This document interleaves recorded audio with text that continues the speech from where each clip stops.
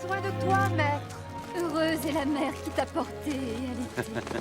Heureux plutôt ceux qui écoutent la parole de Dieu et qui l'observent.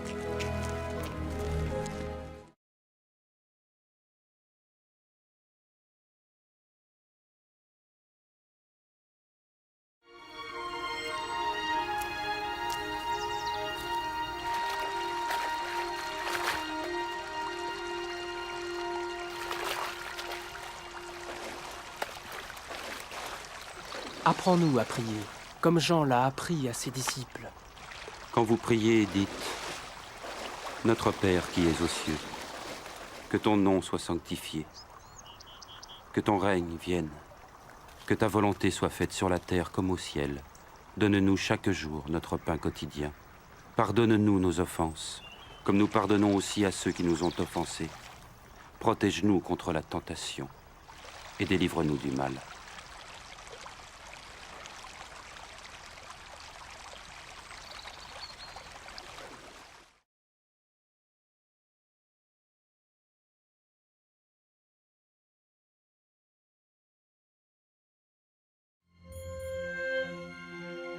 Dans les Saintes Écritures, Dieu déclare que le Messie viendrait pour être le sauveur du monde.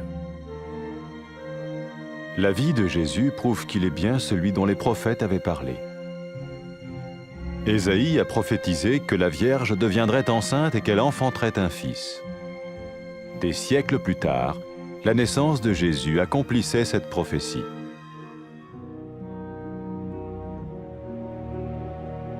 Les Saintes Écritures déclaraient que le saint à naître serait appelé le Fils de Dieu. Cela signifiait que Jésus serait le Fils de Dieu au sens spirituel et non au sens physique. Nous le voyons par sa manière de vivre. Il a guéri des malades, il a pardonné leurs péchés, les a ramenés à Dieu et leur a promis une place dans le royaume éternel de Dieu. Il s'est offert lui-même en sacrifice pour le péché à leur place. Puis il est revenu à la vie, victorieux sur la mort selon le plan de Dieu.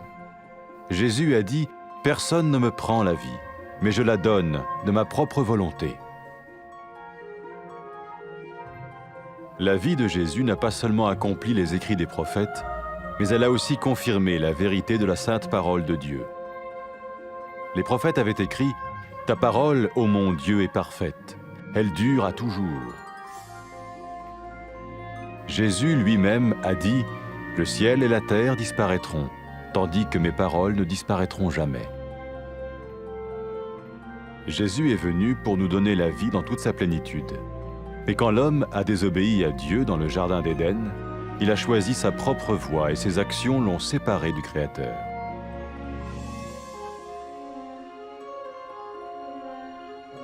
Les Saintes Écritures déclarent que tous ont péché et que le salaire que paye le péché, c'est la mort.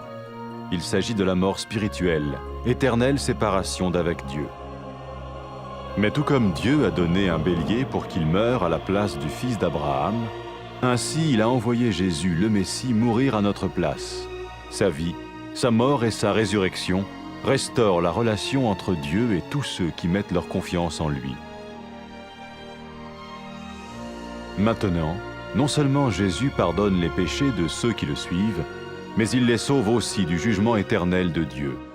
Ils sont sûrs d'aller au paradis et de vivre avec lui pour toujours. C'est cette vie et cette liberté de la culpabilité et du pouvoir du péché que Jésus offre à chacun aujourd'hui. Cela ne veut pas dire suivre une religion, mais choisir d'avoir foi en Jésus qui dit « Je me tiens à la porte et je frappe. Si quelqu'un entend ma voix et ouvre la porte, j'entrerai chez lui. » Cela veut dire se tourner vers Dieu et croire que Jésus vient dans nos vies pardonner nos péchés et nous rendre tels qu'il veut que nous soyons. Il ne suffit pas d'approuver intellectuellement ce qu'il dit, ni de vivre une expérience émotionnelle. Nous le recevons par grâce, au moyen de la foi, par un acte de notre volonté. Lorsque quelqu'un est prêt à suivre Jésus le Messie, il peut lui parler par une simple prière. Peut-être êtes-vous prêt maintenant à ouvrir votre vie à Dieu. Si oui, vous pouvez vous joindre à la prière suivante, silencieusement. dans votre cœur. Seigneur Jésus, j'ai besoin de toi. Merci d'être mort sur la croix pour mes péchés.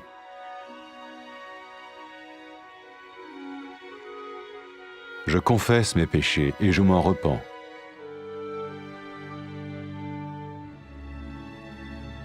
Je t'ouvre la porte de ma vie et je te reçois comme mon Sauveur et Seigneur.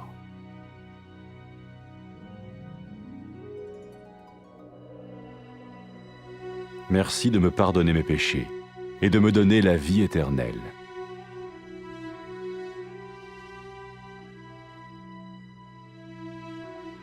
Fais de moi le genre de personne que tu veux que je sois. Maintenant que je deviens l'un de ceux qui te suivent. Amen.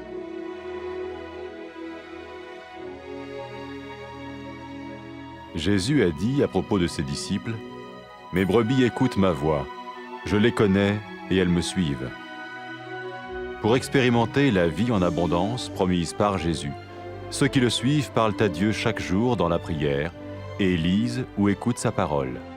Ils parlent de lui à d'autres personnes et rencontrent régulièrement ceux qui l'aiment et le suivent. N'oubliez pas sa merveilleuse promesse. Tout pouvoir m'a été donné dans le ciel et sur la terre. Et sachez-le, je vais être avec vous tous les jours, jusqu'à la fin du monde.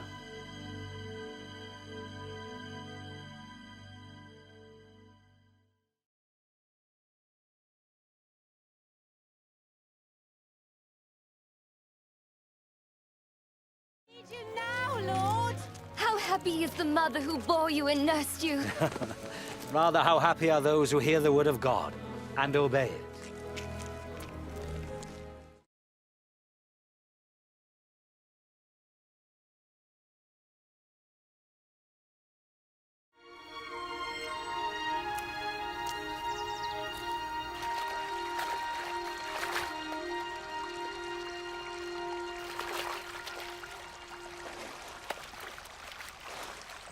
Teach us to pray, just as John taught his disciples.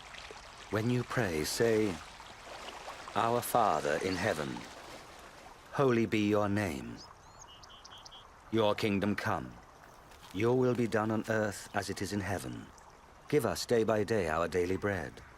And forgive us our sins, for we also forgive those who sin against us. And lead us not into temptation, but deliver us from evil.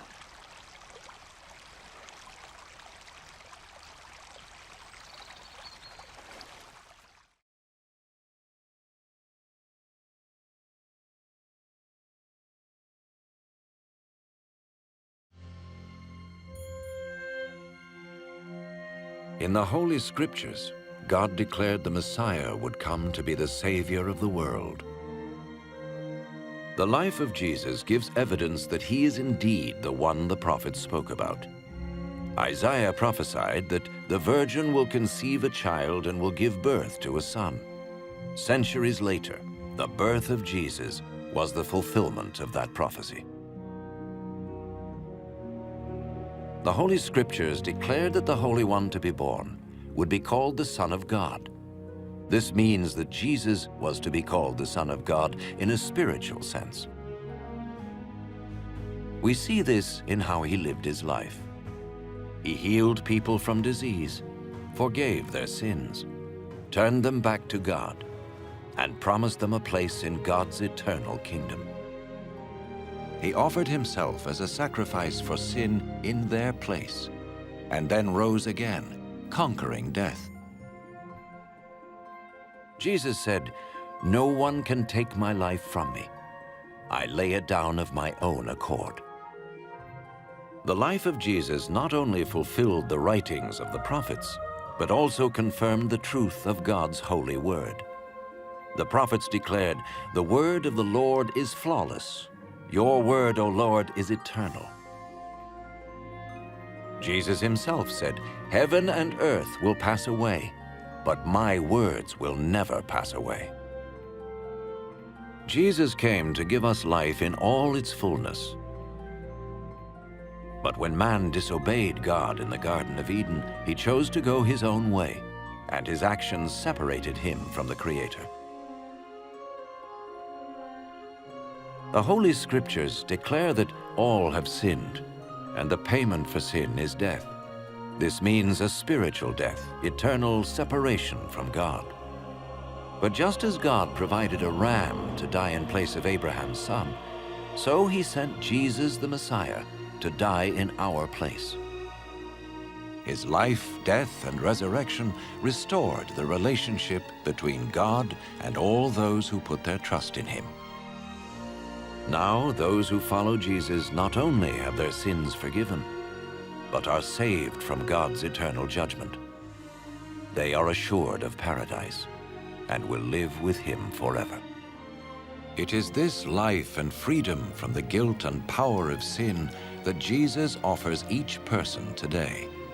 This does not mean following a religion, but choosing to have faith in Jesus, who says, "I stand at the door and knock. If anyone hears my voice and opens the door, I will come into him." This means turning to God and trusting Jesus to come into our lives, to forgive our sins, and to make us what he wants us to be.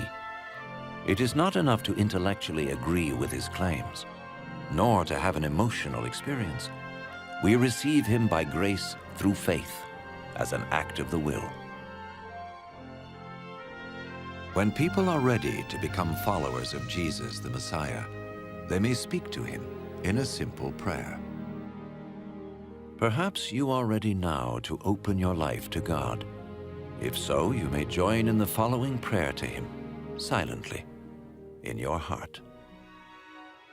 Lord Jesus, I need you.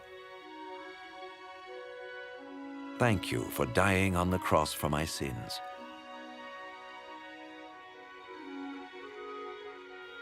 I confess and repent of my sins.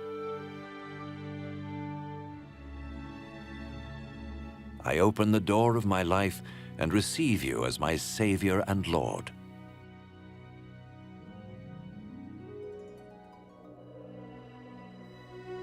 Thank you for forgiving my sins and giving me eternal life.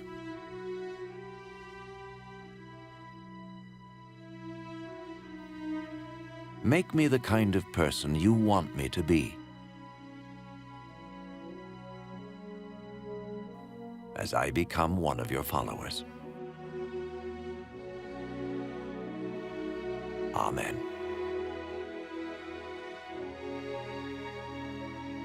Jesus said about his followers, "My sheep recognize my voice. I know them, and they follow me." In order to experience the abundant life which Jesus promised, his followers talk to God each day in prayer and read or listen to his word. They tell others about him and meet regularly with those who love and follow him. Remember his wonderful promise. All power is given to me in heaven and in earth. Lo, I am with you always, even to the end of the world.